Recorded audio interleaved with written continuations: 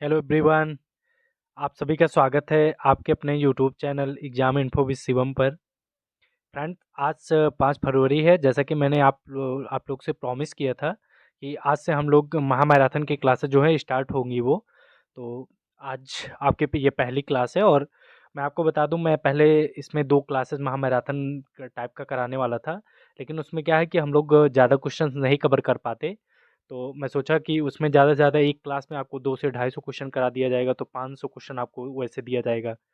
तो मैं सोचा आपको एक 2 क्लासेस ना देके इसमें 6-7 क्लासेस मैं इसमें दे दूं। और उसमें जो है आपका लगभग 110-120 क्वेश्चन जिसमें रहेंगे एक क्लास में। प्लस भी हो सकते हैं, कभी मैं 120-130 क्वेश्चन कर दूंगा, 150 भी कर दूंगा। तो आप लोग को ऑलमोस्ट 1000 क्वेश्चन जो है आप लोग को मिल जाएगा, वो 11 तारीख तक, 11 से 12 तारीख तक पूरा कंप्लीट हो जाएगा। और मैं उसका पूरा शेड्यूल बना लिया हूँ। तो जिससे मैं सोचा कोई भी टॉपिक आपका छूटने ना पाए, क्योंकि ये आपका सब्जेक्ट है और ये इसमें 65 नंबर का आना है। तो किसी भी टॉपिक को इसमें छोड़ के नहीं चला जा सकता है। तो सभी टॉपिक को कवर करने के लिए हमको इसमें 7 से 8 क्लासेस लगानी पड़ेंगी। इसलिए ये जो मैंने सोचा है ये आप लोग के लिए बेटर होगा, सबसे अच्छा होगा। बिकॉज इससे क्या है कि उतना क्वेश्चंस आप लोग कर ना पाते। 2 क्लासेस में मैं उतना क्वेश्चन आप लोग को दे भी ना पाता। तो ये सबसे अच्छा है हम लोग के लिए। तो ये क्लास आज ये हमारी पहली क्लास है, इसका मैं जो है प्लेलिस्ट बना दूंगा, इजीली आप लोग को वो आसानी से मिल जाएगी। इसमें हम लोग लगभग आज जो हमारी क्लास है इसमें 105 से 110 क्वेश्चन है आई थिंक। तो उसको हम लोग प्रैक्टिस करेंगे। और इसमें सारे क्वेश्चंस बाइलिंगुअल हैं, एमसीक्यूज फॉर्म में हैं। और जितने भी क्वेश्चंस हैं इसमें कुछ क्वेश्चन से प्रीवियस ईयर हैं, जो जो भी फसाई का एग्ज़ाम हुआ, जेईई का एग्ज़ाम हुआ है आपका। तो और जो अभी लेटेस्ट एग्जाम हुए हैं उन सभी के क्वेश्चंस इसमें आपको देखने को मिलेंगे। और बाकी कुछ क्वेश्चंस इसमें मोस्ट एक्सपेक्टेड क्वेश्चन है, जिनकी आने की प्रबल संभावना है, उनको भी इंक्लूड किया गया है। और इसको आपके एग्ज़ाम को देख के डिज़ाइन किया गया है। इसमें सभी क्वेश्चंस एक-एक क्वेश्चंस फ्रेंड बहुत ही इंपॉर्टेंट और सिलेक्टेड हैं। तो आप लोग वीडियो को अच्छे से केयरफुली वॉच करिएगा। और मैं आप लोग को प्रॉमिस करता हूँ कि यही क्लासेस जो हैं, अगर आप लोग इसका अच्छे से रिवीजन करते रहेंगे एग्ज़ाम तक, जैसे मैं आज जो क्लास दे रहा हूँ इसको आप लोग देखिएगा। इसका एक बार फिर आप लोग को रिवीजन करना है। और इसका जो पीडीएफ है, मैं पीडीएफ फॉर्म अब तक थोड़ा डिले हो जा रहा था, बट मैं आप लोग का एग्ज़ाम नियर में है, पास में है, तो मैं कोशिश करूँगा। आज आपकी क्लास हो रही, कल इसकी पीडीएफ आपको मिल जाएगी। और आप लोग पीडीएफ से प्रैक्टिस करिएगा। मतलब एक वीडियो आपको एटलीस्ट 3 बार प्रैक्टिस करना है, जिससे आपको जो भी एमसीक्यूज फॉर्म में क्वेश्चंस हैं, आप लोग अधिक से अधिक क्वेश्चन का सामना कर सकें। तो ज़्यादा से ज़्यादा अगर आप लोग प्रैक्टिस कर लेंगे तो वो एग्ज़ाम में आपको हेल्प करेगा काफ़ी। तो बाकी आपके जो यूपी जीके प्लस करंट वो है, सॉरी, कंप्यूटर की है, उसमें मैं आपका महामैराथन क्लासेस लेके आऊँगा, जिसमें से लगभग 300-400 क्वेश्चंस आपको मैं यूपी जीके में प्रैक्टिस करा दूंगा। और कंप्यूटर में भी ऐसे ही कुछ करा दूंगा। तो उसके बाहर क्वेश्चंस आपके आने की संभावना नहीं रहेगी। और मैं ये नहीं दावा कर सकता कि आपका जो है 100% आएगा, मेरा पढ़ाया ही आएगा। ऐसा मैं दावा नहीं करूंगा। लेकिन मान लीजिए आपका 20 क्वेश्चंस आना है, तो 20 क्वेश्चंस में से आपका 15 से 16 क्वेश्चन ईजिली बन जाएगा, ये मेरा वादा है आपसे। बस आप लोग को जो मैं क्लासेस दूंगा उसको आप लोग को पढ़ना है। उसके बाद आप लोग भी थोड़ा-सा हार्ड वर्क अपना करिए। अगर कहीं बुक वगैरह आपके पास कोई है तो उससे कुछ थ्योरी अगर है आपके पास तो उसको आप थोड़ा बहुत पढ़ लीजिए। बाकी अब नया कुछ पढ़ने की आपके पास टाइम भी नहीं है, ना ज़रूरत है। जितना मैं दे रहा हूँ कंटेंट उतना आप पढ़ते रहिए अच्छे से, उसी को प्रैक्टिस करिए ज़्यादा से ज़्यादा रिपीट मोड पे करके। प्रैक्टिस सबसे इम्पोर्टेंट होती है, तो प्रैक्टिस आप लोग अच्छे से करते रहिए।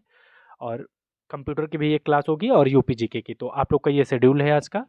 तो इसमें आपकी टोटल संपूर्ण फूड केमिस्ट्री की जो क्लासेस हैं वो कंप्लीट होंगी। और इसका नाम मैंने इसीलिए अंतिम प्रहार दिया है कि आप लोग बस इसको करके जाइएगा, ये समझ लीजिए इसके बाहर आपका क्वेश्चंस नहीं आना है।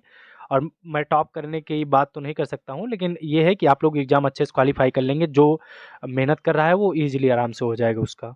मैं इतना क्वेश्चंस आप लोग को प्रैक्टिस करा दूंगा। और 20 मिक्स प्रैक्टिस सेट वाली हमारी क्लास हो ही चुकी है।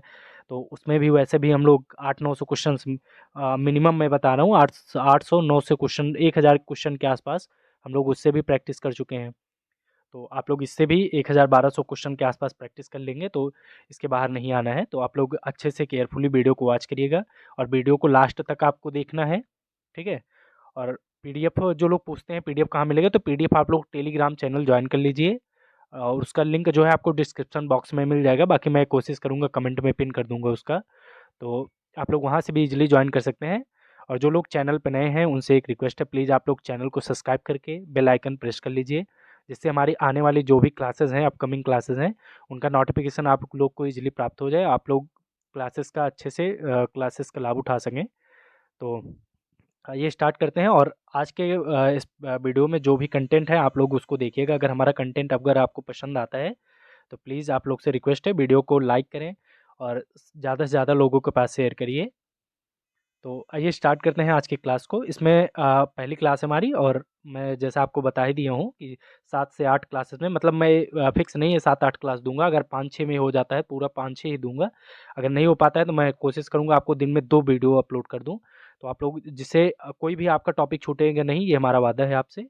बस आइए स्टार्ट करते हैं फ्रेंड्स आज की क्लास को। और ये आज हमारा पहला क्वेश्चन है। इसमें क्वेश्चन आपको बाइलिंगुअल मिलेंगे, आप लोग दोनों में फॉर्म में है, हिंदी में भी इंग्लिश में भी है, तो आप लोग जिसमें कंफर्टेबल हो उसमें आप लोग पढ़ सकते हैं।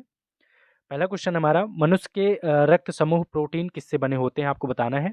और हम लोग क्वेश्चन को जो है मैं पढ़ूंगा, इसमें ज़्यादा एक्सप्लेन नहीं करूंगा, बिकॉज ये हमारा समझ लीजिए प्रैक्टिस सेट है, नहीं तो बहुत वीडियो लॉन्ग हो जाएगी। तो आप लोग का टाइम भी मुझे देखना है, तो मैं थोड़ा बताते चलूँगा, बाकी जो इंपॉर्टेंट होगा थोड़ा बहुत बता दूंगा। तो इसमें ऑप्शन फर्स्ट है आपका ग्लाइकोप्रोटीन, बी है आपका म्यूप्रोटीन, ऑप्शन सी है आपका लिप्रोप्रोटीन, और ऑप्शन डी हमारा फास्फोप्रोटीन।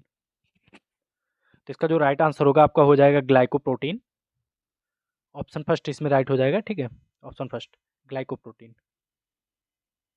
अगले क्वेश्चन तरफ बढ़ते हैं। क्वेश्चन नंबर 2 है हमारा, त्वरित ऊर्जा प्राप्त करने के लिए विकास उपयोग करना चाहिए। ऑप्शन फर्स्ट आपका कार्बोहाइड्रेट, ऑप्शन बी है वसा, ऑप्शन सी है vitamin and option number D है प्रोटीन।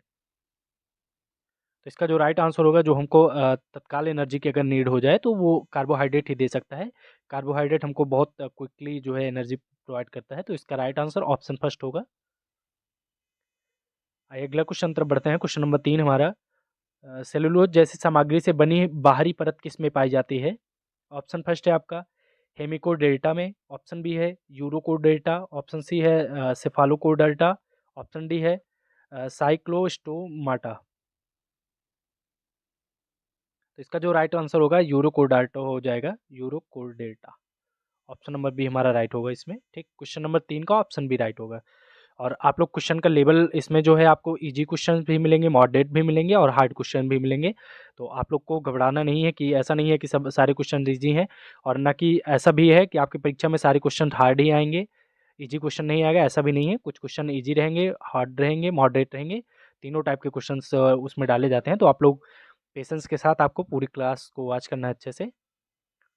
आइए अगले क्वेश्चन तरफ बढ़ते हैं। क्वेश्चन नंबर 4 है हमारा, शहद में निम्नलिखित में से किसके अपघटित उत्पाद होते हैं, आपको बताना है। फर्स्ट है लैक्टोज, बी है माल्टोज, सी है इनुलिन, ऑप्शन नंबर डी हमारा स्टार्च। तो इसका जो राइट आंसर होगा इनुलिन हो जाएगा, ऑप्शन नंबर सी हमारा राइट हो जाएगा। शहद में जो है इनुलिन के अपघटित उत्पाद होते हैं। और इनुलिन आपका एक ये स्टार्च युक्त पदार्थ होता है, एक तरल ये प्रीबायोटिक होता है, ठीक है। इनुलिन जो होता है प्रीबायोटिक होता है आपका।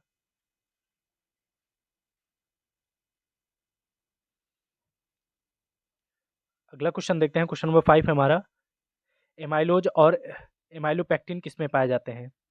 ऑप्शन फर्स्ट है ग्लाइकोजन में, ऑप्शन बी हमारे स्टार्च, सी है सेल्लोज, एंड ऑप्शन नंबर डी है काइटिन। तो इसका जो राइट आंसर होगा वो आपका स्टार्च हो जाएगा, ऑप्शन नंबर बी हमारा राइट हो जाएगा। जो आपके एमाइलोज और एमाइलोपेक्टिन होते हैं वो स्टार्च में पाए जाते हैं। नेक्स्ट है हमारा क्वेश्चन नंबर 6 है, निम्नलिखित में से कौन सा एक म्यूकोपॉलीसैकेराइड नहीं है। ऑप्शन फर्स्ट है हेपरिन, ऑप्शन नंबर बी है कोइंड्रोटिन सल्फेट, ऑप्शन सी है हाइलोक्रोनिक एसिड, ऑप्शन डी है इनुलिन। तो इसका जो राइट आंसर होगा ऑप्शन नंबर डी राइट हो जाएगा। इनुलिन जो होता है एक म्यूकोपॉलीसैकेराइड नहीं होता है ये, बाकी सारे जो आपके हेपरिन हो गया, कोइंड्रोकाइटिन सल्फेट हो गया, हाइपोक्लोरिक एसिड हो गए, ये तीनों आपके जो है म्यूकोपॉलीसैकेराइड होते हैं। तो इसका जो राइट आंसर होगा हमारा ऑप्शन नंबर डी राइट होगा। आइए अगले क्वेश्चन तरफ बढ़ते हैं। क्वेश्चन नंबर 7 है, लैक्टोज किससे बना होता है। ऑप्शन फर्स्ट है ग्लूकोज प्लस ग्लैक्टोज से, ऑप्शन बी है ग्लूकोज प्लस फ्रुक्टोज से, ऑप्शन सी है ग्लूकोज प्लस ग्लाइकोज से, ऑप्शन नंबर डी है ग्लूकोज प्लस मैनोज से। तो जो आपका लैक्टोज होता है ये आपका ग्लूकोज प्लस ग्लैक्टोज से बना होता है, तो इसमें ऑप्शन नंबर फर्स्ट हमारा राइट हो जाएगा, ग्लूकोज प्लस ग्लैक्टोज से। अगले क्वेश्चन तरफ बढ़ते हैं। क्वेश्चन नंबर 8 है, कार्बोहाइड्रेट चयापचय किसके द्वारा नियंत्रित होता है? Carbohydrate metabolism is controlled by. Option first है पैराथार्मोन, ऑप्शन बी आपका इंसुलिन से, ऑप्शन नंबर सी है ग्लूकोज से, और ऑप्शन डी हमारा विटामिन B12 से। तो इसका जो राइट आंसर होगा आपका इंसुलिन हो जाएगा। ठीक है, इंसुलिन एक प्रकार का हार्मोन्स भी होता है, तो ये इंसुलिन इसका ऑप्शन बी राइट आंसर होगा। जो कार्बोहाइड्रेट का मेटाबॉलिज्म होता है ये इंसुलिन के द्वारा कंट्रोल होता है। अगले क्वेश्चन तरफ बढ़ते हैं। क्वेश्चन नंबर 9 है हमारा, निम्नलिखित में से कौन सा पदार्थ कार्बोहाइड्रेट नहीं है? ऑप्शन फर्स्ट है स्टार्च, आपका बी है ग्लाइकोजन, सी है वैक्स, ऑप्शन नंबर डी है आपका ग्लूकोज। तो इसका जो राइट आंसर होगा वैक्स जो होता है ये आपका ये कार्बोहाइड्रेट नहीं होता है, बाकी स्टार्च, ग्लाइकोजन, ग्लूकोज ये सभी आपके कार्बोहाइड्रेट होते हैं। कार्बो। नेक्स्ट क्वेश्चन हमारा क्वेश्चन 10 है, एटीपी में निम्नलिखित में से कौन सी शर्करा पाई जाती है? Option first deoxyribose, B है राइबोज, सी है आपका ट्रेहालोज, ऑप्शन डी है ग्लूकोज। तो एटीपी जो होता है इसका फुल फॉर्म होता है एडेनोसिन ट्राइफॉस्फेट आपका। ठीक है, और इसमें जो है राइबोज शर्करा पाई जाती है एटीपी में। ऑप्शन बी हमारा राइट होगा। क्वेश्चन नंबर 10 का ऑप्शन बी राइट होगा, राइबोज। अगला क्वेश्चन देखते हैं। क्वेश्चन नंबर 11 हमारा, ग्लाइकोजन कहाँ संग्रहित होता है? ऑप्शन फर्स्ट है आपका लीवर और मसल्स में, बी है लीवर मतलब केवल लीवर में, ऑप्शन नंबर सी है मसल्स में केवल, ऑप्शन डी है आपका अग्नाशय में। तो जो ग्लाइकोजन होता है ये हमारा यकृत और मसल्स दोनों, मांसपेशी दोनों में ये संग्रहित होता है। तो ऑप्शन फर्स्ट हमारा राइट हो जाएगा, लीवर एंड मसल्स। अगला क्वेश्चन है क्वेश्चन नंबर 12 है, FAO स्टैंड फॉर, आपको बताना है FAO का फुल फॉर्म बताना है। ऑप्शन फर्स्ट में दिया गया है food and agriculture order, option b है आपका food and agriculture organisation, option सी है food administration organisation, and option number D है इनमें से कोई नहीं। तो FAO का जो फुल फॉर्म होता है आपका ये होता है फूड एंड एग्रीकल्चर ऑर्गेनाइजेशन होता है। तो ऑप्शन बी में दिया गया है, तो ऑप्शन बी हमारा राइट हो जाएगा क्वेश्चन नंबर 12 का ऑप्शन बी। ठीक है, और इसकी स्थापना भी आप लोग याद रखिएगा 16 अक्टूबर 1945 में इसकी स्थापना हुई थी। 16 अक्टूबर 1945 में कनाडा में इसकी स्थापना हुई थी।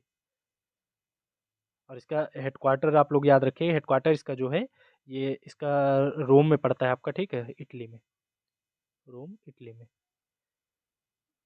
Headquarter HQ। स्थापना जो है 16 अक्टूबर 1945 को कनाडा में हुई थी। इसका जो हेडक्वार्टर है वो रोम में पड़ता है, इटली में। ठीक है, अगले क्वेश्चन तरफ बढ़ते हैं। क्वेश्चन नंबर 13 हमारा, कोल्ड स्टरलाइजेशन किसका दूसरा नाम है? ऑप्शन फर्स्ट है HTST पास्चराइजेशन, ऑप्शन बी है LT पास्चराइजेशन, ऑप्शन सी आपका फूड इरेडिशन, ऑप्शन नंबर डी है आपका फ्रिज ड्राइंग।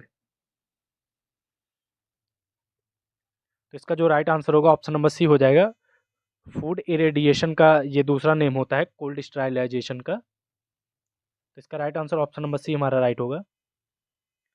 अगले क्वेश्चन तरफ बढ़ते हैं। क्वेश्चन नंबर 14 है हमारा, प्राकृतिक रूप में पाई जाने वाली सबसे मीठी शर्करा कौन सी होती है? फर्स्ट है आपका ग्लूकोज, ऑप्शन बी है फ्रुक्टोज, सी है सुक्रोज, ऑप्शन डी है आपका सैकेरिन। फ्रैक्टोज जो होती है प्राकृतिक रूप में पाई जाने वाली सबसे मीठी शर्करा होती है। ठीक है, fructose, option number B right होगा।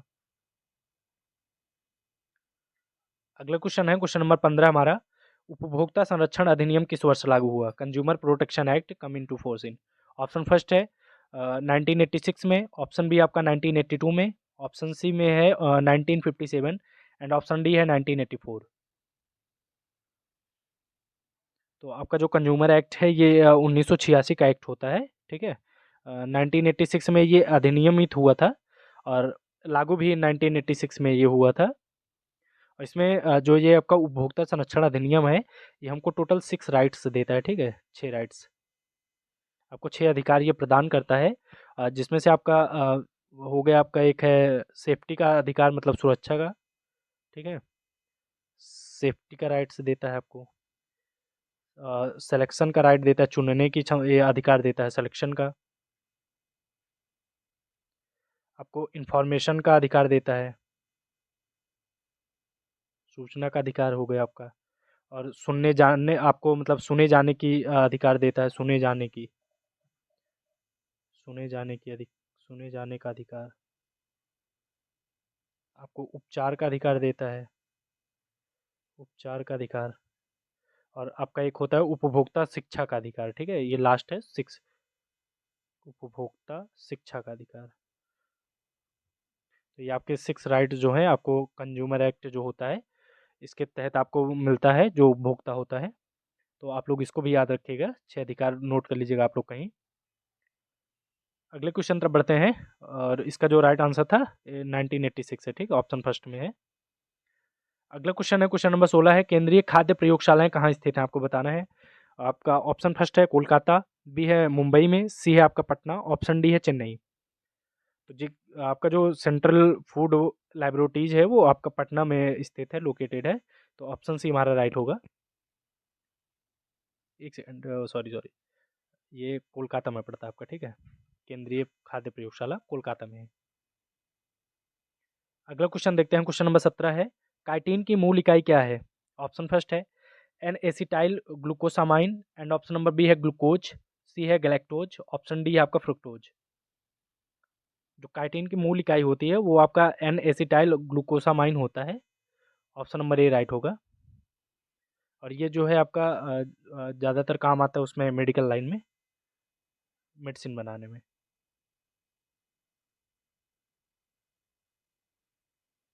अगला क्वेश्चन देखते हैं, क्वेश्चन नंबर 18 हमारा, सेलुलोज अणु के लिए सही कथन कौन सा है।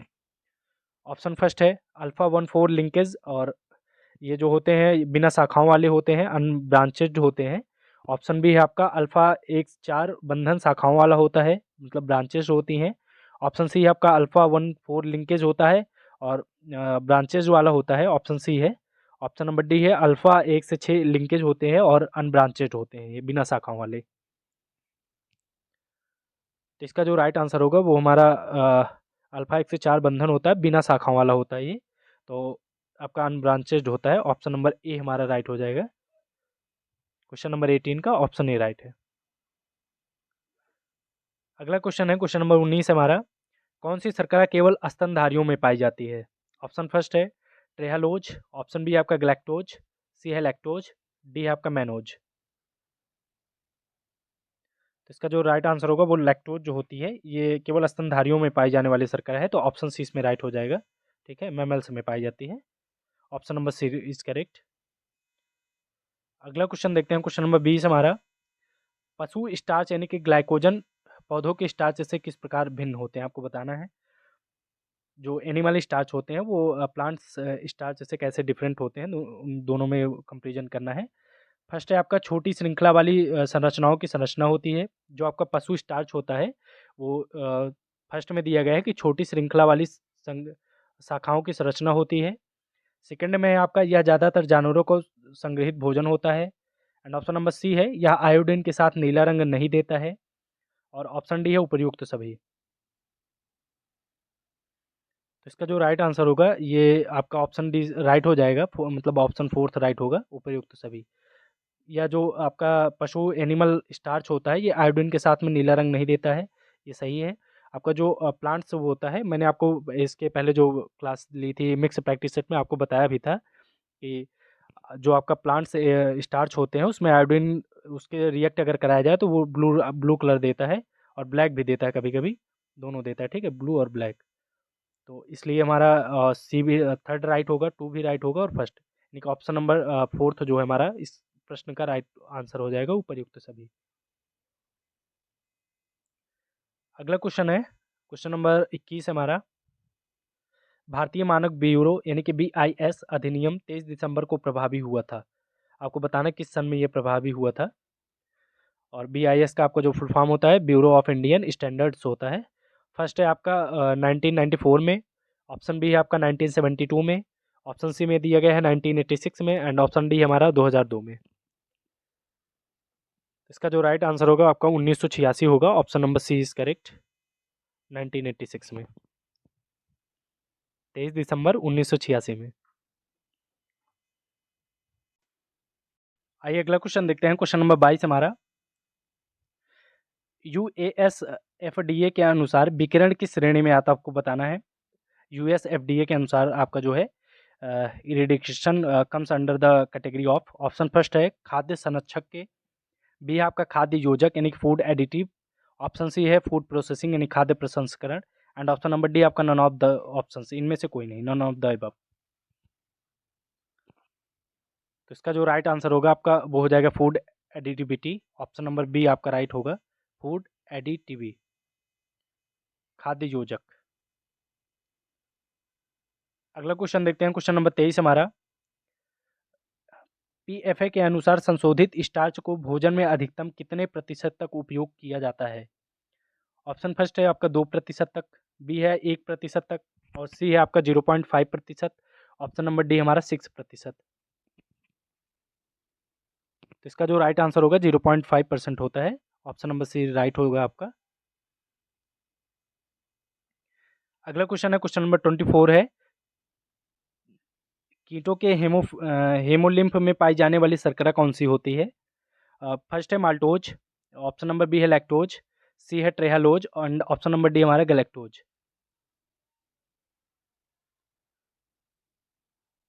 जो ट्रेहालोज होती है ये ऑप्शन नंबर सी में जो दिया गया है ऑप्शन ट्रेहालोज, ये कीटों के हीमोलिम्फ में पाई जाने वाली शर्करा होती है, तो हमारा ऑप्शन नंबर सी राइट हो जाएगा। अगला क्वेश्चन देखते हैं। क्वेश्चन नंबर 25 है, भूखा व्यक्ति सबसे पहले किस ऊर्जा स्रोत के रूप में उपयोग करेगा।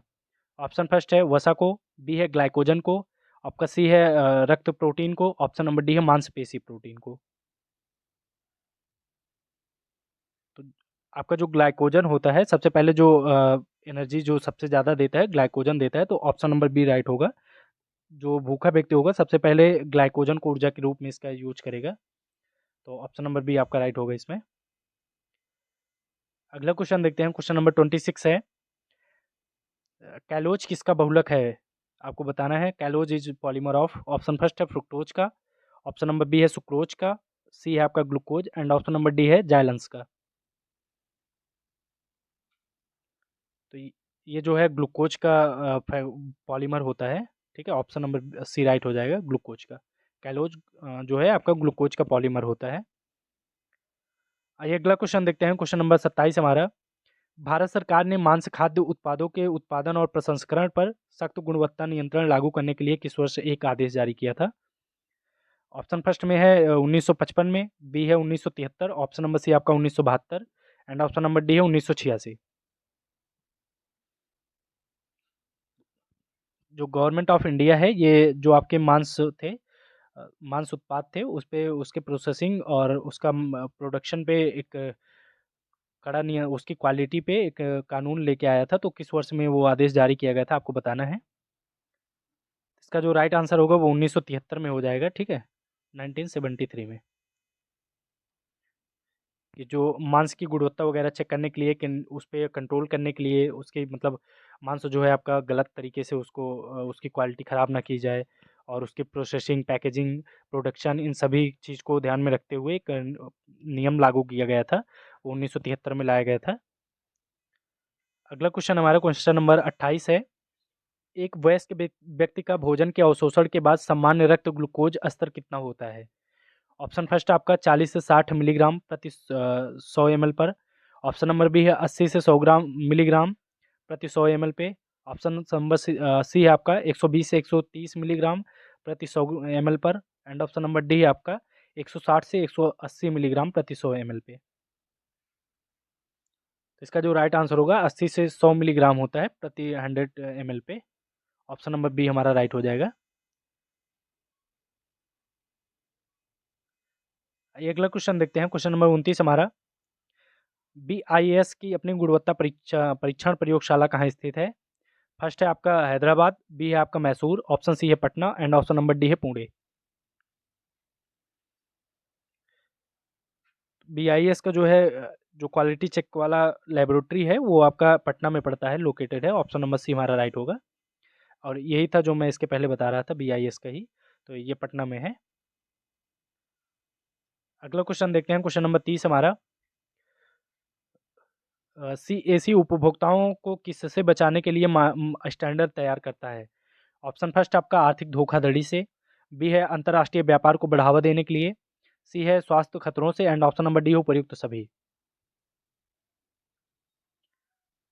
जो सीएसी हमारा स्टैंडर्ड उपभोक्ता के लिए स्टैंडर्ड बनाता है वो आर्थिक धोखाधड़ी और अंतर्राष्ट्रीय व्यापार को बढ़ावा देने, स्वास्थ्य खतरों से, इन सभी चीज़ों के लिए स्टैंडर्ड तैयार करता है। तो इसका जो राइट आंसर होगा ऑप्शन नंबर डी हमारा राइट होगा, उपर्युक्त सभी। क्वेश्चन नंबर 30 का ऑप्शन डी राइट है। अगला क्वेश्चन है क्वेश्चन नंबर 31। FSSA के अनुसार टमाटर सॉस में कुल ठोस पदार्थ कितने प्रतिशत तक होना चाहिए? ऑप्शन फर्स्ट है 25%, बी है आपका 15%, सी है 22% और ऑप्शन डी हमारा 12%। तो इसका जो राइट आंसर होगा आपका ये 12% हो जाएगा। ऑप्शन नंबर डी राइट होगा इसमें। और ये कहीं कहीं आपको 15% भी देखने को मिल सकता है, तो लेकिन जो राइट आंसर है वो ऑप्शन नंबर डी राइट है, ठीक है, 12%। अगला क्वेश्चन देखते हैं, क्वेश्चन नंबर 32 है। एक कैलोरी मुक्त उत्पाद में प्रति सार्विंग कितनी कैलोरी होनी चाहिए? ऑप्शन फर्स्ट में है 0.5 calorie, and option number B है आपका 1 कैलोरी, सी है आपका 2 कैलोरी, एंड ऑप्शन डी है 5 कैलोरी। तो इसका राइट आंसर होगा 5 कैलोरी। ऑप्शन डी राइट हो जाएगा हमारा। आइए अगला क्वेश्चन देखते हैं, क्वेश्चन नंबर 33 है। निम्नलिखित में से कौन सा एक द्विशर्करा यानी कि डाइसैकेराइड है? ऑप्शन फर्स्ट है गैलेक्टोज, बी है आपका फ्रक्टोज, सी है maltose, and option number D है आपका डेक्स्ट्रिन। तो जो आपका माल्टोज होता है ये डाइसैकेराइड होता है। ऑप्शन नंबर सी में दिया है, ऑप्शन नंबर सी हमारा राइट हो जाएगा, माल्टोज। बाकी आपका ग्लैक्टोज जो होता है, फ्रुक्टोज और डेक्स्ट्रिन, ये सब आपके मोनोसैकेराइड होते हैं। अगला क्वेश्चन है क्वेश्चन नंबर 34 है हमारा। एक मोनोसैकेराइड क्या होता है? ऑप्शन फर्स्ट है pentose sugar, option number B है हेक्सोल शुगर, ऑप्शन सी हमारा glucose, and option number D उपर्युक्त सभी। तो इसका जो राइट आंसर होगा वो ऑप्शन नंबर डी हमारा राइट हो जाएगा, उपर्युक्त सभी। ग्लूकोज और हेक्सोल शुगर, पेंटोज शुगर, ये सभी मोनोसैकेराइड होते हैं। अगला क्वेश्चन है क्वेश्चन नंबर 35 हमारा। गैर कार्बोहाइड्रेट पदार्थों से ग्लूकोज बनाने की प्रक्रिया क्या कहलाती है? फर्स्ट है आपका glycogenesis, and option number B है ग्लाइकोजेनोलिसिस, ऑप्शन सी है आपका gluconeogenesis, and option number D है ग्लाइकोलाइसिस।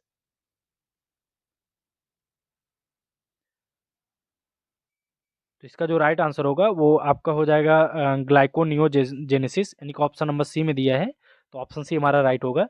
जो गैर कार्बोहाइड्रेट पदार्थ से ग्लूकोज बनने की प्रक्रिया होती है वो आपका ग्लाइकोनियोजेनेसिस कहलाता है, तो ऑप्शन नंबर सी राइट होगा हमारा। आइए अगला क्वेश्चन तरफ बढ़ते हैं, क्वेश्चन नंबर 36 है। आपको आईएसओ का एक कार्य बताना है। आपको बताना है कि आईएसओ का यह कार्य है। आपको 4 ऑप्शन से दिए गए हैं। फर्स्ट है आपका विश्व स्तर पर खाद्य मानकों का समन्वयन करना, बी है आपका आर्थिक विकास को बढ़ावा देना, ऑप्शन सी वस्तुओं का आदान प्रदान, एंड ऑप्शन नंबर डी है उपयुक्त सभी। आईएसओ का जो फुल फॉर्म होता है वो आपका इंटरनेशनल ऑर्गेनाइजेशन एंड स्टैंडर्डाइजेशन होता है, ठीक है। और इसका जो राइट आंसर होगा उपयुक्त सभी हो जाएगा, ऑप्शन नंबर डी राइट होगा। जो आईएसओ के कार्य होते हैं विश्व स्तर पर खाद्य मानकों स्टैंडर्ड का इसको स्टैंडर्ड तैयार करना होता है, ठीक है। और प्रमोशन इकोनॉमिक्स डेवलपमेंट के लिए ये भी होता है, और एक्सचेंज ऑफ गुड्स भी होता है। तो इसका right answer all of the above होगा, ऑप्शन नंबर डी हमारा राइट होगा। नेक्स्ट है क्वेश्चन नंबर 37। खाद्य अपमिश्रण रोकथाम अधिनियम किस वर्ष में स्थापित किया गया था? ऑप्शन नंबर फर्स्ट में आपका है 1952 में, बी है आपका 1954, सी है 2005, एंड ऑप्शन नंबर डी है 2002। खाद्य अपमिश्रण रोकथाम अधिनियम जो है आपका ये आपका 1954 में आया था, 1954 में। 1954 का नहीं ये एक्ट है। तो इसका right answer 19 option number B हो जाएगा, 1954। अगला क्वेश्चन है क्वेश्चन नंबर 38 है हमारा। टोंड दूध में वसा की मात्रा कम से कम कितनी प्रतिशत और एसएनएफ कितनी प्रतिशत होनी चाहिए? फर्स्ट में है आपका 3% और 8.5%, ऑप्शन नंबर बी हमारा 1.5% और 9%, ऑप्शन नंबर सी है 4.5% और 8.5%, और ऑप्शन डी हमारा 2.5% एंड 9%। तो इसका जो राइट आंसर होगा वो हो जाएगा 3% और 8.5%। जो आपका टोन्ड मिल्क होता है उसमें 3.3% जो होता है आपका वसा होती है, उसके बाद 8.5% जो होता है वो SNF होता है आपका, ठीक है। इसका right answer option number first right होगा। अगले क्वेश्चन तरफ बढ़ते हैं। क्वेश्चन नंबर 39 हमारा, पर्यावरण संरक्षण अधिनियम किस वर्ष पारित किया गया था? 1954 में, 1986 में, एंड 1995 और ऑप्शन नंबर डी हमारा 1968 में। पर्यावरण अधिनियम जो था ये हमारा मई 1986 में आया था, ठीक है। मई 1986 में ये एक्ट जो है संसद द्वारा पारित हुआ था। बाकी लागू ये हुआ था 19 नवंबर 1986 में। और इसको आप लोग याद रखिएगा, इसको छाता कानून भी बोला जाता है, ठीक है, छाता कानून, अम्ब्रेला एक्ट, तो इस नाम से भी पूछा जा सकता है, इसको भी आप लोग याद रखिएगा। अगला क्वेश्चन देखते हैं। क्वेश्चन नंबर 40 हमारा, भारत सरकार ने राष्ट्रीय जैविक उत्पाद मानक किस वर्ष जारी किए थे? फर्स्ट है आपका 1999, ऑप्शन बी है 2000, ऑप्शन नंबर सी है 2003, ऑप्शन डी है आपका 2002। तो NSOP जो होता है आपका, इसका फुल फॉर्म होता है national standard for organic products, ठीक है। इसको भी आप लोग को याद रखना है। और ये जो है 2000 में इसको जारी किया गया था भारत सरकार इंडियन गवर्नमेंट्स के द्वारा। तो इसका right answer option number D हमारा राइट होगा इसमें, ठीक है, 2000।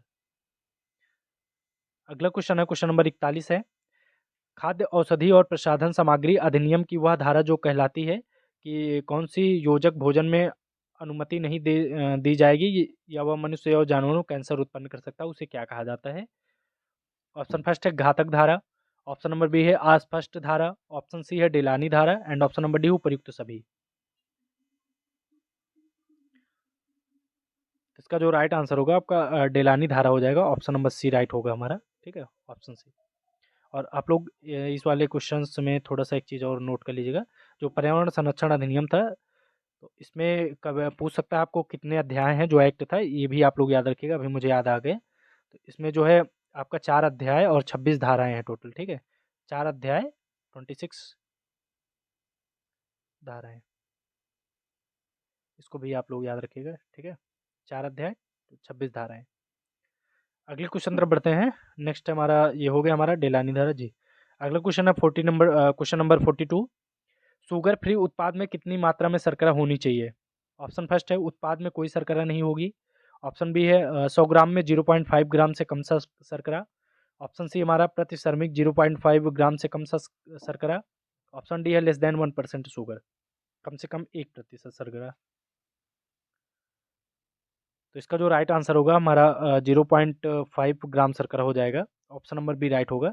लेस देन 0.5 शुगर पर 100 ग्राम पे होता है, तो ऑप्शन नंबर बी हमारा राइट होगा, ठीक है, ऑप्शन बी। अगले क्वेश्चन तरफ बढ़ते हैं। क्वेश्चन नंबर 43 हमारा, सोडियम सोडियम युक्त उत्पाद में प्रति सर्विंग कितनी मिलीग्राम सोडियम होनी चाहिए? ये मुक्त है, ठीक है, मुक्त। ऑप्शन फर्स्ट है 0.5 मिलीग्राम, ऑप्शन नंबर बी है 1 ग्राम, एंड ऑप्शन सी आपका 2 ग्राम, ऑप्शन नंबर डी है 5 ग्राम। तो इसका जो राइट आंसर होगा वो 5 ग्राम हो जाएगा, ऑप्शन नंबर डी हमारा राइट होगा, ठीक है, ऑप्शन डी। अगले क्वेश्चन को देखते हैं। क्वेश्चन नंबर 44 हमारा, स्किम दूध में वसा की मात्रा कितनी होती है आपको बताना है, जो fat content in skim milk is about. Option first है 1.5 से 2.8%, ऑप्शन नंबर बी है 2 से 3.5%, ऑप्शन नंबर सी है 2.5 से 3%, ऑप्शन नंबर डी हमारा 0.5 से 2%। तो जो आपका स्किम मिल्क होता है उसमें जो फैट होता है वो 0.5 से 2% तक होता है, तो ऑप्शन नंबर डी हमारा इसमें राइट होगा, ऑप्शन नंबर डी। अगले क्वेश्चन तरफ बढ़ते हैं। क्वेश्चन नंबर 45 हमारा, द्रव्यमान स्पेक्ट्रोमीटर की खोज किसने की थी? फ्रांसिस एस्टन ने, ऑप्शन बी में है जे थॉमसन, ऑप्शन सी में है आपका Ernest O Lawrence, and option number D है Walter Falkman, sorry Walter Kauffman.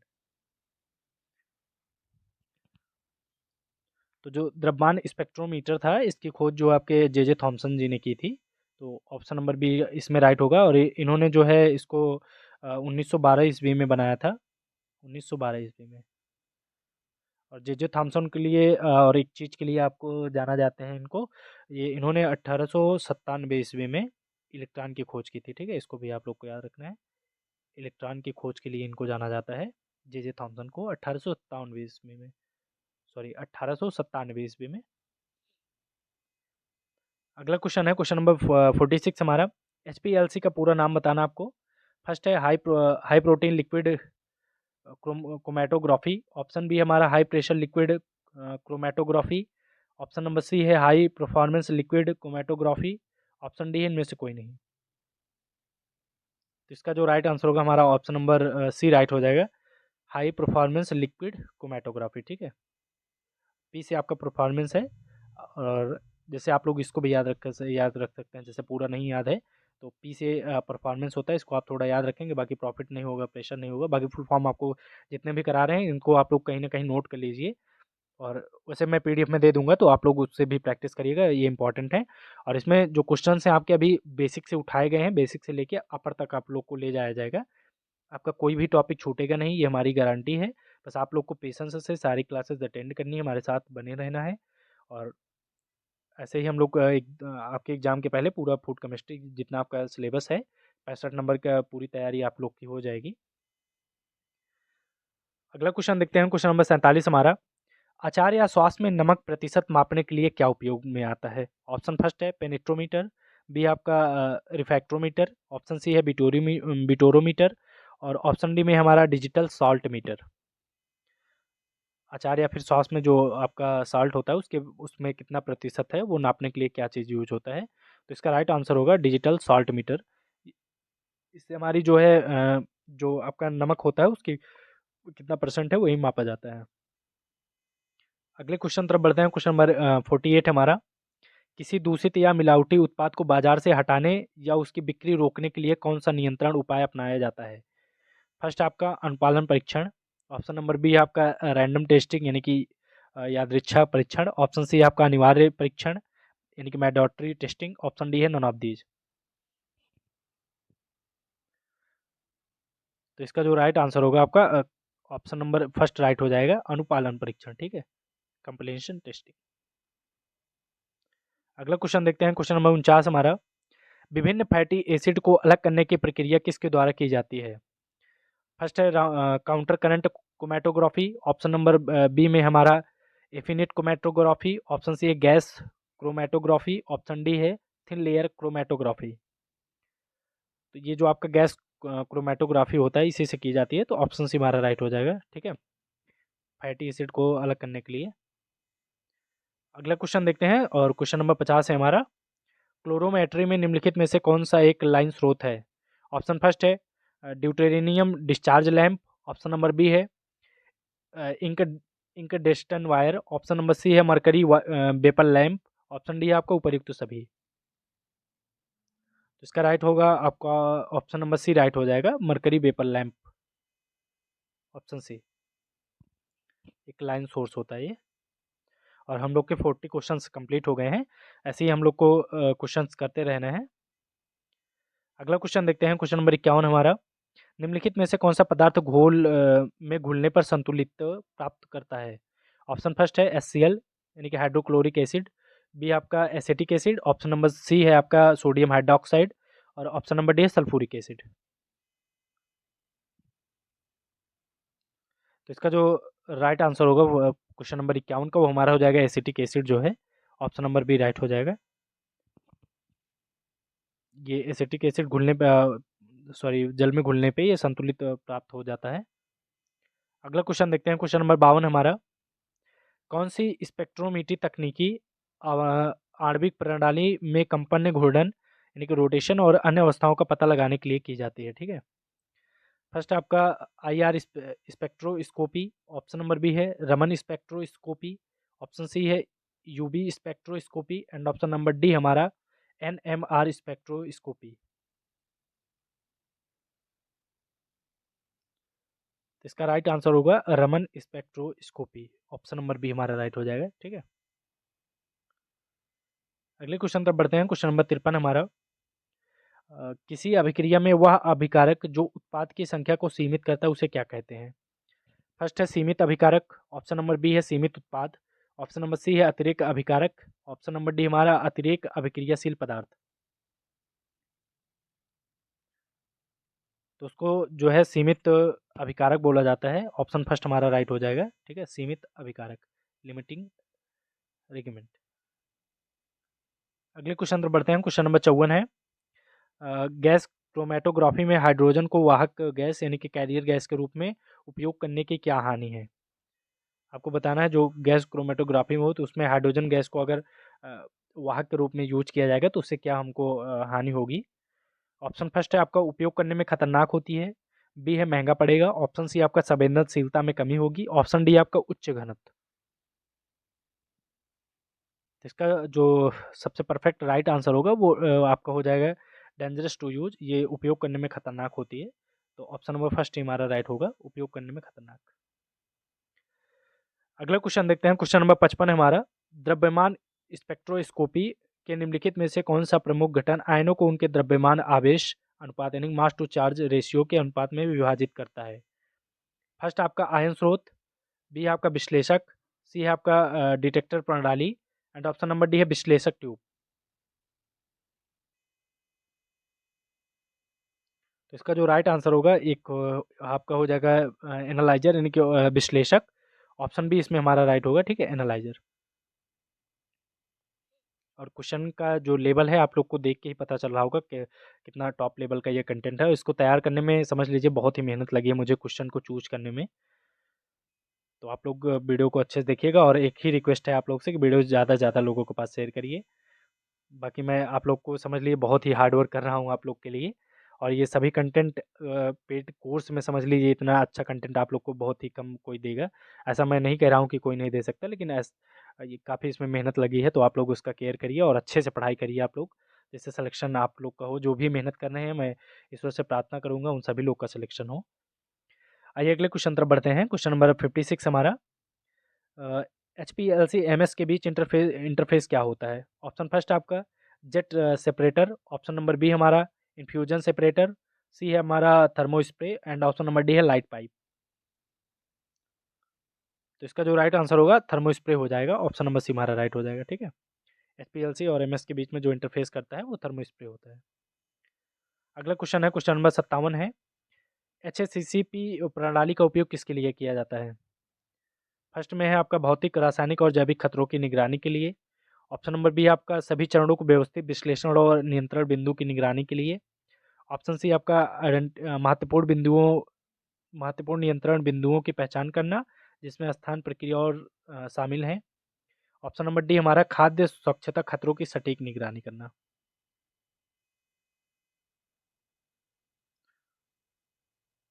Question आप लोग देख लीजिए एक बार फिर से।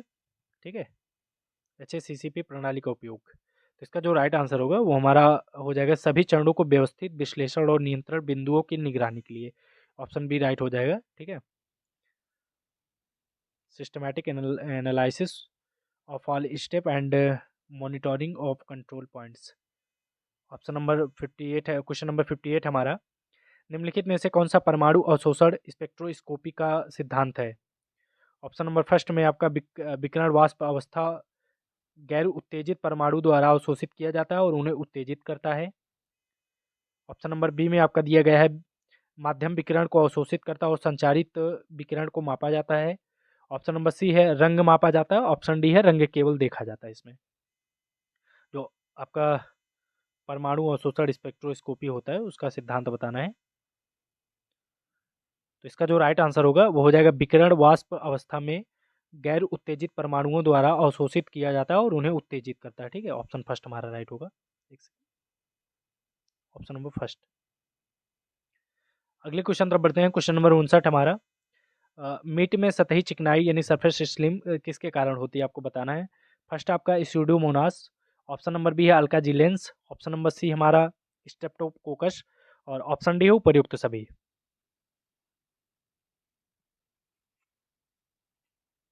तो इसका जो राइट आंसर होगा आपका हो जाएगा उपर्युक्त सभी, ऑप्शन नंबर डी राइट होगा। इसमें सभी से जो मांस में सतही चिकनाइट होती है, इसे इसके भी स्टूडियो मोनास के कारण होती है, अल्काजिनस के, और इसके भी कारण होती है, ठीक है, स्ट्रेप्टोकोकस के। तो इसका जो राइट आंसर होगा ऑप्शन नंबर डी हमारा राइट हो जाएगा, ऑल ऑफ द ऑप्शंस। अगले क्वेश्चन पर बढ़ते हैं। क्वेश्चन नंबर 60 है हमारा। निम्नलिखित में से कौन सा मुख्य रूप से अधपके मांस और पोल्ट्री के माध्यम से फैलता है? ऑप्शन फर्स्ट में है आपका स्टेफ स्टेफिलोकोकस, ऑप्शन बी है साल्मोनेला, ऑप्शन नंबर सी है Clostridium welchii, and option number d आपका क्लोस्ट्रीडियम बुटेलिनम। तो इसका जो राइट आंसर होगा वो आपका हो जाएगा साल्मोनेला, ठीक है, साल्मोनेला, ऑप्शन नंबर बी।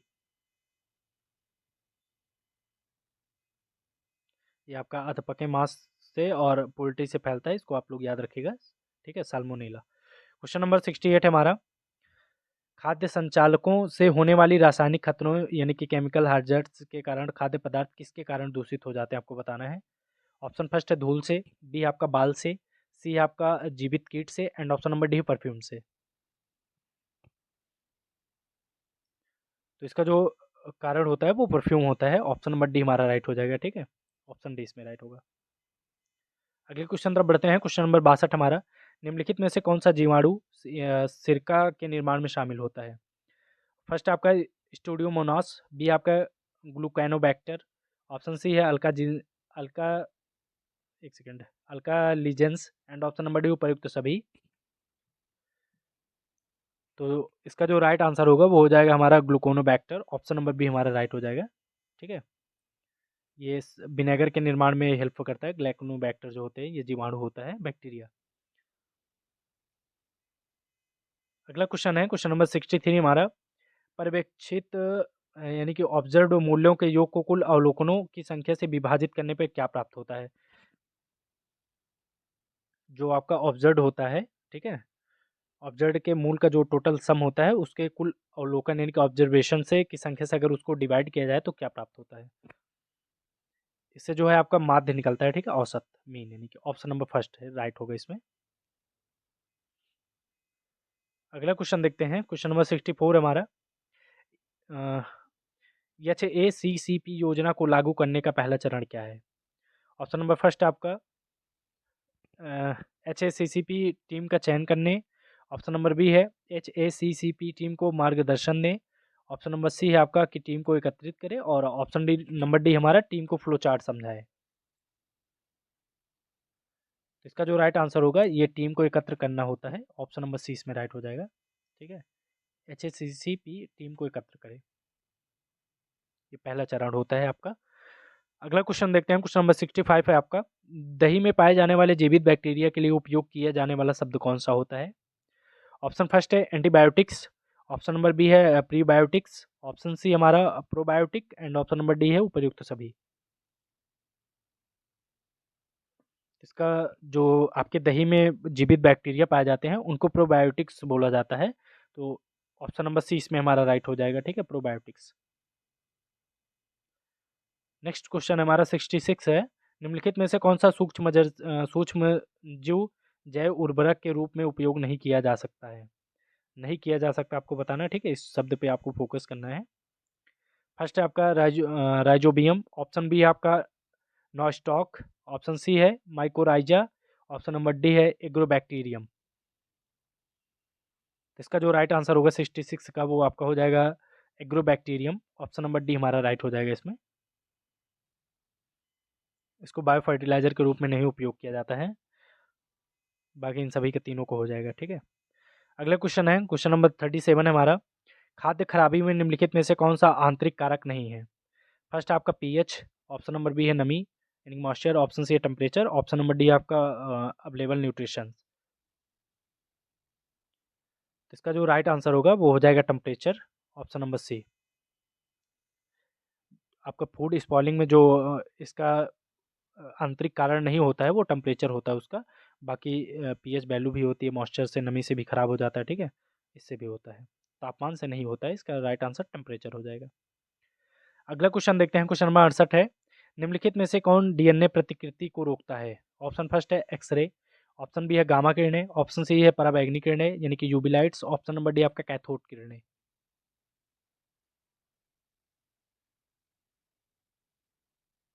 तो इसका जो राइट आंसर होगा वो यूवी रिफ्लेक्शन यूवी लाइट हो जाएगा, ठीक है आपका। पराबैंगनी प्रकाश जो होता है ये डीएनए रेप्लिकेशन को रोकता है। अगला क्वेश्चन देखते हैं, क्वेश्चन नंबर 69 हमारा। निम्नलिखित में से कौन सी विधि का उपयोग बैक्टीरिया की संख्या को मात्रात्मक रूप से निर्धारित करने के लिए किया जाता है? ऑप्शन फर्स्ट हमारा स्प्रेड प्लेट, ऑप्शन बी है स्ट्रिक प्लेट, और ऑप्शन नंबर सी हमारा पोर प्लेट और स्प्रेड प्लेट, सी है आपका पोर प्लेट। तो इसका जो राइट आंसर होगा वो हमारा हो जाएगा ऑप्शन नंबर सी हो जाएगा, पोर प्लेट और स्प्रेड प्लेट दोनों होते हैं, ठीक है। Option C, pour plate and spread plate. Question number 70 है हमारा। सूक्ष्म विज्ञान यानी कि माइक्रोबायोलॉजी के जनक किसे माना जाता है? ऑप्शन फर्स्ट है एडविन जॉन बटलर को, ऑप्शन बी आपका फर्डिनेंड कोहान को, आपको ऑप्शन सी आपका रॉबर्ट कोच को, and option number d Antonie van Leeuwenhoek को। जो माइक्रोबायोलॉजी के जो फादर्स माना जाता है वो एंटोनी वान लुवेनहॉक को माना जाता है। ऑप्शन डी हमारा राइट हो जाएगा इसमें, ठीक है। और हम लोग 70 क्वेश्चन कर चुके हैं।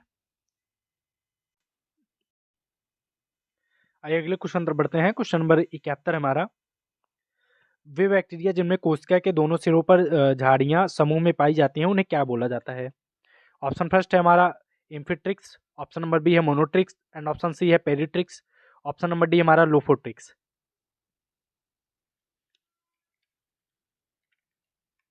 इसका जो राइट आंसर होगा ऑप्शन नंबर आपका हो जाएगा एम्फिट्रिक्स जो है, ऑप्शन नंबर फर्स्ट में दिया गया है एम्फिट्रिक्स, ऑप्शन नंबर ए हमारा राइट हो जाएगा, ठीक है।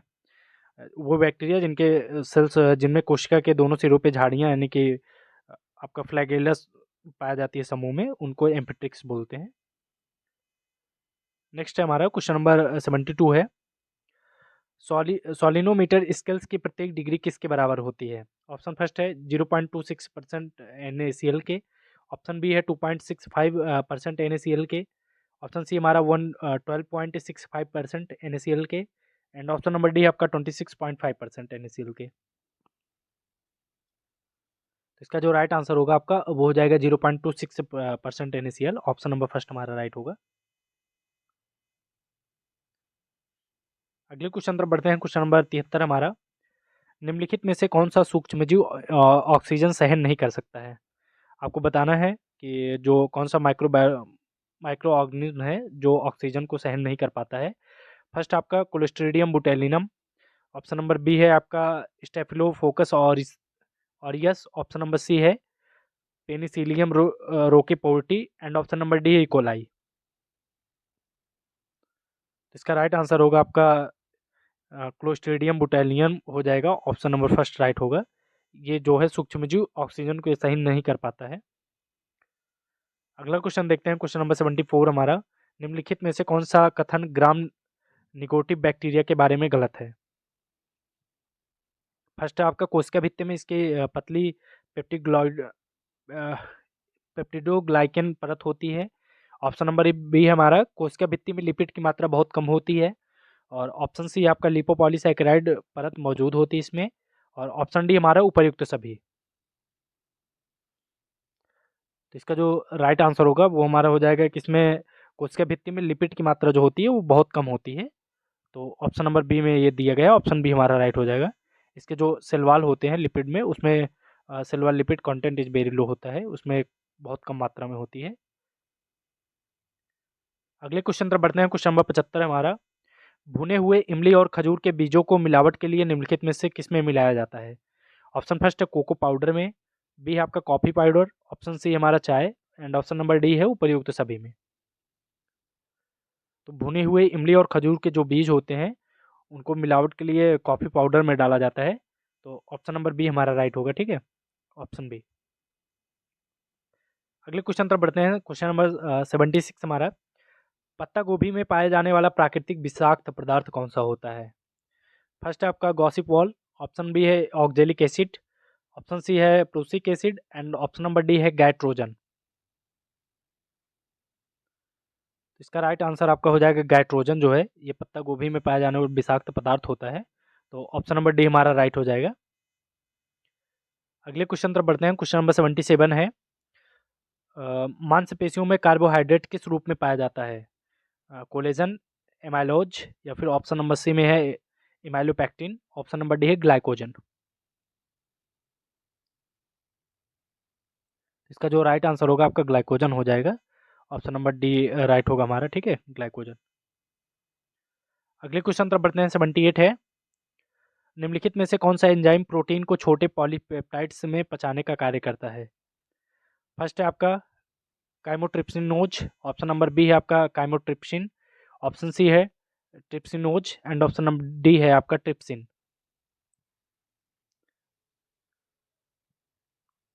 तो ट्रिप्सिन एंजाइम जो होता है आपका, ठीक है, ट्रिप्सिन एंजाइम ये प्रोटीन के छोटे उसको पॉलीपेप्टाइड्स में पचाने के लिए कार्य करता है। तो इसका जो राइट आंसर होगा वो ऑप्शन डी हमारा राइट होगा।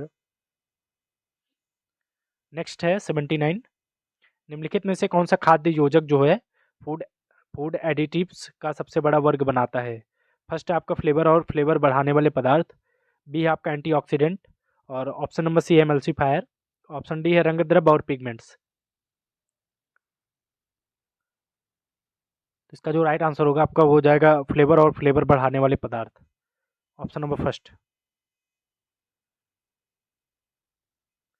अगला क्वेश्चन देखते हैं। क्वेश्चन नंबर सी है, किसी जीन के प्रभाव का अध्ययन करके उसके शरीर में क्या भूमिका है यह जाना जा सकता है? उसका रासायनिक अध्ययन करके, या फिर जैविक, या फिर मनोवैज्ञानिक, या फिर ऑप्शन डी है आपका शरीर क्रियात्मक। तो किसी भी जीन का जो केमिकल होता है रासायनिक, उसका उसको रीड करके उसका अध्ययन करके ये जाना जा सकता है कि उसके शरीर में क्या भूमिका है। जीन्स के प्रभाव का अध्ययन करके उसके शरीर में भूमिका को जाना जा सकता है। नेक्स्ट है हमारा क्वेश्चन नंबर 81 है हमारा, सरसों और रेपसीड तेल की खाली में मौजूद पोषण विरोधी तत्व कौन सा है? ऑप्शन फर्स्ट आपका cyanogenic glycolipids, option number B है साइनोअलानिन, ऑप्शन नंबर सी है आपका आइसोफ्लेवोनोड्स, ऑप्शन डी है आपका ग्लाइकोसिनोलेट्स। तो इसका जो राइट आंसर होगा आपका वो हो जाएगा ग्लाइकोसिनोलेट्स हो जाएगा, ऑप्शन डी में दिया है, ऑप्शन नंबर डी हमारा राइट होगा, ग्लाइकोसिनोलेट्स। अगला क्वेश्चन हमारा 82 है, खाद्य योजक E330 का सामान्य नाम क्या है? Sodium benzoate, option number B है आपका पोटेशियम सोर्बेट, ऑप्शन सी है साइट्रिक एसिड, और ऑप्शन डी हमारा है स्कॉर्बिक एसिड। तो इसका जो रसायन सामान्य नेम होता है वो हमारा साइट्रिक एसिड होता है, ऑप्शन नंबर सी हमारा राइट होगा, ऑप्शन सी। अगला क्वेश्चन देखते हैं। क्वेश्चन नंबर 83 हमारा, निम्नलिखित में से कौन सा युग्मित प्रोटीन का वर्गीकृत रूप नहीं है? फर्स्ट आपका लिपोप्रोटीन, बी आपका ग्लाइकोप्रोटीन, सी आपका मेटालोप्रोटीन, एंड ऑप्शन नंबर डी है पूर्ण प्रोटीन।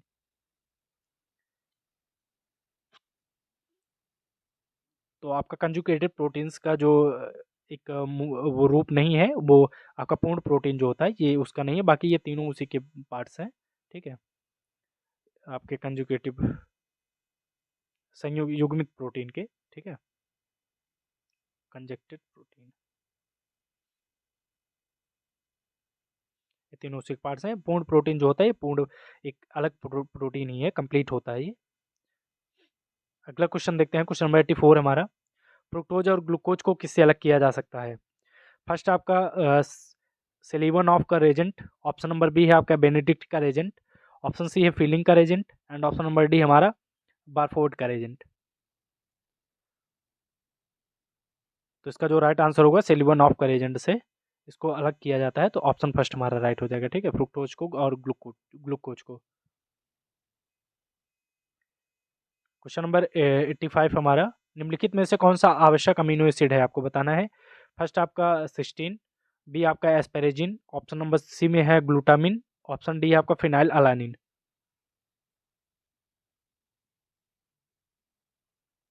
तो आपका जो इसेंशियल अमीनो एसिड होता है वो आपका फिनाइल अलानिन हो जाएगा, ऑप्शन नंबर डी राइट होगा, ठीक है। अगला क्वेश्चन देखते हैं। क्वेश्चन नंबर 86 हमारा, सिक्वेस्ट्रेट क्या होते हैं? ऑप्शन फर्स्ट है इन्हें भोजन को स्थिर रखने के लिए जोड़ा जाता है, ऑप्शन नंबर बी है यह तांबा लोहा और धातुओं के एक साथ जटिल आयन बनाते हैं, और सी में है आपका रंग के लिए जोड़ा जाता है। ऑप्शन डी है या भोजन को ऑक्सीकरण करते हैं, भोजन का ऑक्सीकरण करते हैं। तो इसका जो राइट आंसर होगा, यह तांबा और लोहा आदि धातुओं के साथ एक जटिल आयन बनाते हैं जो आपके सीक्वेंस होते हैं। तो ऑप्शन नंबर बी हमारा राइट हो जाएगा, ठीक है। सीक्वेस्टेटर्स जो होते हैं ये तांबा और लोहा आदि धातुओं के साथ एक जटिल आयन बनाते हैं। अगला क्वेश्चन देखते हैं, क्वेश्चन नंबर 87 है। निम्नलिखित में से कौन सा कार्बोहाइड्रेट एक ट्रायोज है? ऑप्शन फर्स्ट आपका ग्लूकोज, बी आपका राइबोज, ऑप्शन नंबर सी हमारा रिबुलोज, और ऑप्शन डी आपका ग्लिसरे ग्लिसरेल्डिहाइड। तो इसका जो राइट आंसर होगा आपका 87 का, ऑप्शन नंबर डी हमारा राइट हो जाएगा, ठीक है, ग्लिसरेल्डिहाइड। अगला क्वेश्चन देखते हैं, क्वेश्चन नंबर 88 हमारा। लेक्टिन्स कार्बोहाइड्रेट्स बाइंडिंग प्रोटीन्स हैं। आपको बताना है ये सही है या फिर गलत है, या ऑप्शन नंबर सी में दिया है संबंधित नहीं है, ऑप्शन डी है इनमें से कोई नहीं। तो जो आपके लेक्टिन्स ये कार्बोहाइड्रेट बाइंडिंग प्रोटीन्स होते हैं, ये करेक्ट है। ऑप्शन नंबर फर्स्ट हमारा राइट होगा कि ये सही है, ठीक है। अगला क्वेश्चन देखते हैं, क्वेश्चन नंबर 89 है आपका। मानव शरीर में प्रोटीन का प्रमुख कार्य निम्नलिखित में से कौन सा है? ऑप्शन फर्स्ट है कब्ज को रोकती है, बी है हड्डियों और दांतों को मजबूत बनाती है, सी है आपका दृष्टि को सुधारती है, और ऑप्शन डी है ऊतकों की मरम्मत करती है। तो प्रोटीन्स का वैसे भी मैंने आपको कई बार बताया कि इसका जो कार्य होता है वो ऊतकों की मरम्मत करना होता है, रिपेयर टिश्यूज होते हैं, और नए टिश्यूज का निर्माण भी करना होता है। हड्डियों और दांतों को मजबूत ये हमारे विटामिन वगैरह करते हैं। एक सेकंड। अगला क्वेश्चन हमारा क्वेश्चन नंबर 90 है। जब शरीर में निर्जलीकरण होता है तो पदार्थ जो सामान्य रूप से शरीर से लुप्त हो जाता है वो कौन सा पदार्थ होता है?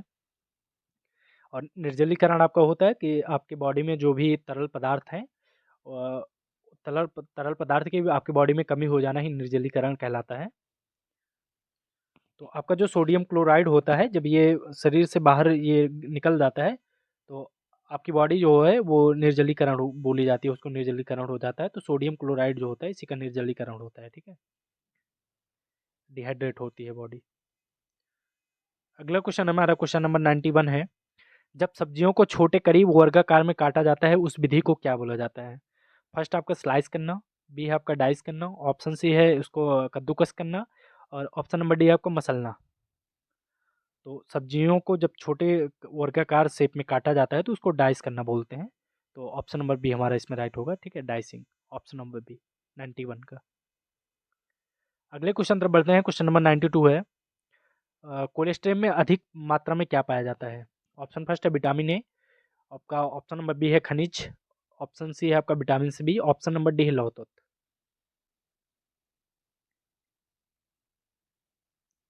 तो इसमें जो होता है विटामिन ए ज़्यादा अधिक मात्रा में पाया जाता है, ठीक है, विटामिन से। और ये कोलेस्ट्रम होते हैं आपके जब माँ के जो है माँ के स्तन से जो दूध निकलता है, पहले स्टार्टिंग के 1 से 2 दिन जो पीले कलर का होता है उसे ही कोलेस्ट्रम बोला जाता है, ठीक है, कोलेस्ट्रम। और उसमें आपके विटामिन से अधिक मात्रा में पाया जाता है, बाकी सारे तत्व उसमें मौजूद होते हैं। इसलिए डॉक्टर लोग बोलते हैं कि जो बच्चा है उसको माँ को दूध पहले पिलाना चाहिए। तो इसका right answer option number first right होगा हमारा, विटामिन से, ठीक है। नेक्स्ट क्वेश्चन देखते हैं, क्वेश्चन नंबर 93 हमारा। निम्न में से कौन सा प्रोटीन का आवश्यक घटक है जो रेटिना रिसेप्टर्स में प्रकाश को अवशोषित कर लेता है, ठीक। फर्स्ट आपका कैथेप्सिन, ऑप्शन बी है आपका rhodopsin, option number c cornea, and option number D है आपका कैसीन। तो इसका जो राइट आंसर होगा आपका वो हो जाएगा रोडाप्सिन। रोडाप्सिन ये प्रोटीन का आवश्यक घटक होता है जो रिपेटस में प्रकाश को ये अवशोषित कर लेता है, ठीक है। नेक्स्ट हमारा क्वेश्चन नंबर 94 है। किस तत्व में पाए जाने के कारण विटामिन नाम दिए गए हैं? आपको बताना है कि विटामिन किस तत्व में पाया जाता है जिसकी वजह से इसको विटामिन बोलते हैं। फर्स्ट आपका कार्बन, ऑप्शन नंबर बी है हाइड्रोजन, और ऑप्शन सी में है आपका नाइट्रोजन, ऑप्शन नंबर डी है ऑक्सीजन। तो विटामिन जो हैं आपके इसका ये नाइट्रोजन तत्व में पाए जाने के कारण इसको विटामिन बोला जाता है। और आपको विटामिन जो है इसका विटामिन शब्द जो दिया था वो फंक ने दिया था, फंक ने। अगले क्वेश्चन तरफ बढ़ते हैं, क्वेश्चन नंबर 95 हमारा। ट्राइग्लिसराइड क्या होता है? फर्स्ट आपका प्रोटीन होता है, बी आपका कार्बोहाइड्रेट होता है, ऑप्शन सी है कि एक वसा होता है और ऑप्शन नंबर डी है खनिज होता है। तो आपका जो ट्राइग्लिसराइड होता है ये फैट होता है और वसा होता है, ठीक है। 95 का ऑप्शन सी। अगले क्वेश्चन तरफ बढ़ते हैं। क्वेश्चन नंबर 96 हमारा, शर्करों में सबसे मीठी शर्करा कौन सी होती है? फ्रक्टोज, ग्लूकोज या फिर सुक्रोज या लैक्टोज? तो जो आपका फ्रक्टोज होती है ये सब प्रकृति में पाए जाने वाली सबसे मीठी शर्करा होती है। तो इसका right answer option number first right होगा हमारा। अगला क्वेश्चन देखते हैं। क्वेश्चन नंबर 93 हमारा, निम्नलिखित में से कौन सा एक पोषणीय कैल्शियम का अच्छा स्रोत नहीं है? आपको बताना, ठीक है, नहीं है, इस पे फोकस करना है, नहीं पे। चावल आपका हो गया, रागी हो गया, ऑप्शन सी में दिया गया है मलाई उतरा हुआ दूध, और ऑप्शन नंबर डी हमारा अंडा। तो जो चावल होता है आपका ये कैल्शियम का अच्छा स्रोत नहीं होता है, क्योंकि चावल में कैल्शियम बहुत कम ही मात्रा में, समझ लीजिए ना कि बराबर मात्रा में पाया जाता है। और ये जो होता है ये कार्बो का सबसे अच्छा स्रोत होता है चावल आपका, ठीक है, कार्बोहाइड्रेट का सबसे अच्छा स्रोत होता है। और लगभग 100 ग्राम चावल में जो है आपके, इसमें 19 मिलीग्राम आपका वो पाया जाता है कैल्शियम, ठीक है, 19 milligram M L, sorry M L नहीं, मिलीग्राम एम जी।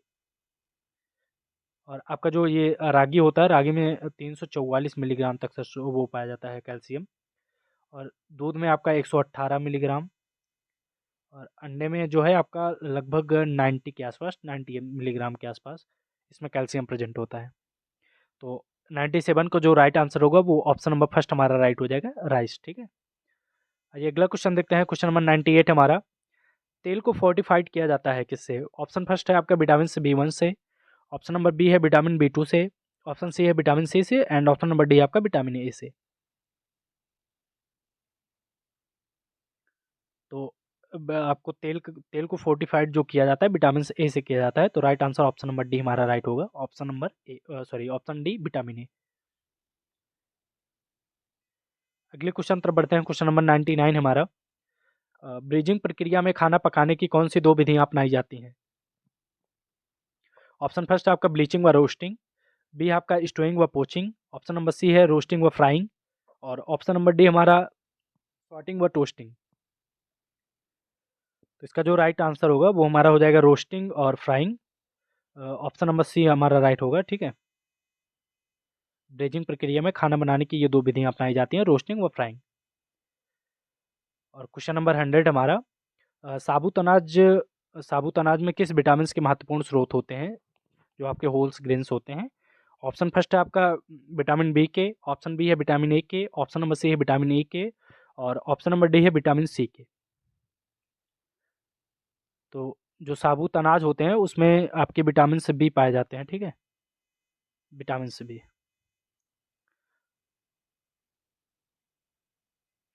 अगले क्वेश्चन तरफ बढ़ते हैं। क्वेश्चन नंबर 101 हमारा, निम्नलिखित में से कौन मेटालिन की मिलावट किस भोज्य पदार्थ में की जाती है?